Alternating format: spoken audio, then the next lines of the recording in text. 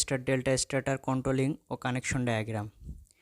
Star delta starter controlling ও connection করার জন্য আমাদের তিনটা ম্যাগনেটিক কন্ডাক্টর প্রয়োজন হবে। একটা মেইন ম্যাগনেটিক কন্ডাক্টর, একটা ডেল্টা ম্যাগনেটিক কন্ডাক্টর ও একটা স্টার ম্যাগনেটিক কন্ডাক্টর।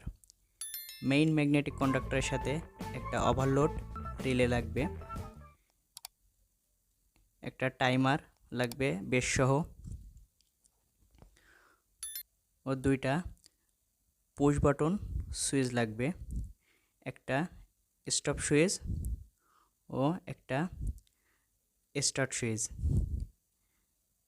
একটা সিঙ্গেল ফেজ ব্রেকার লাগবে। সিঙ্গেল ফেজ ব্রেকারের ইনপুটে মেইন সোর্স থেকে একটা ফেজ ও একটা নিউট্রাল কানেকশন করব। সিঙ্গেল ফেজ ব্রেকারের আউটপুট থেকে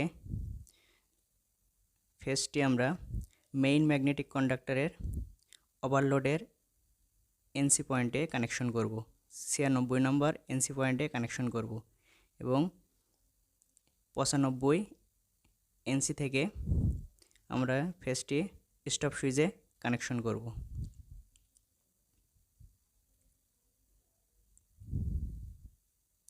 স্টপ সুইচ থেকে স্টার্ট সুইচে কানেকশন করব।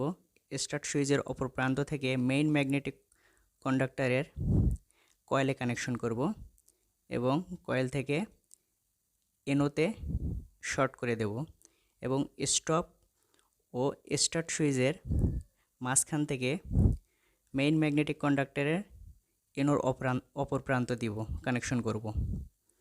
এটা হোল্ডিং করা হলো মেইন ম্যাগনেটিক কন্ডাক্টরটি। পুশ বাটন সুইচ প্রেস করে ছেড়ে দিলে মেইন ম্যাগনেটিক কন্ডাক্টরটি অন থাকবে। এখন স্টার্ট সুইচের যে ফেজটি মেইন ম্যাগনেটিক কন্ডাক্টরের কয়েলে দেওয়া হয়েছে ওই ফেজটি আমরা টাইমারের কয়েলে কানেকশন করব এবং কয়েল থেকে কমনে শর্ট করে দেব। এখন স্টার ম্যাগনেটিক কন্ডাক্টরের অক্সিলারি এনসি থেকে টাইমারের এনো পয়েন্টে কানেকশন করব এবং ডেল্টা ম্যাগনেটিক কন্ডাক্টরের অক্সিলারি এনসি থেকে টাইমারের এনসি পয়েন্টে কানেকশন করব।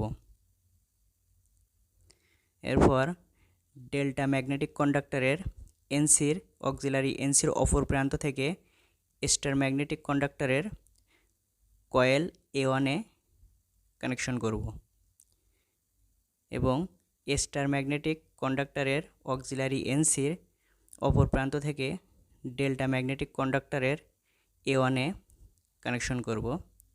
এটা ইন্টারলক করা হয়েছে। ডেল্টার এনসি ঘুরে অক্সিলারি এনসি ঘুরে স্টার এবং স্টারের অক্সিলারি এনসি ঘুরে ডেল্টার কয়েলে কানেকশন করা হয়েছে। যেহেতু ম্যাগনেটিক কন্ডাক্টরগুলো 220, এখন আমরা প্রত্যেকটি ম্যাগনেটিক কন্ডাক্টর ও টাইমারের A2 কয়েলে নিউট্রাল কানেকশন করে দেব।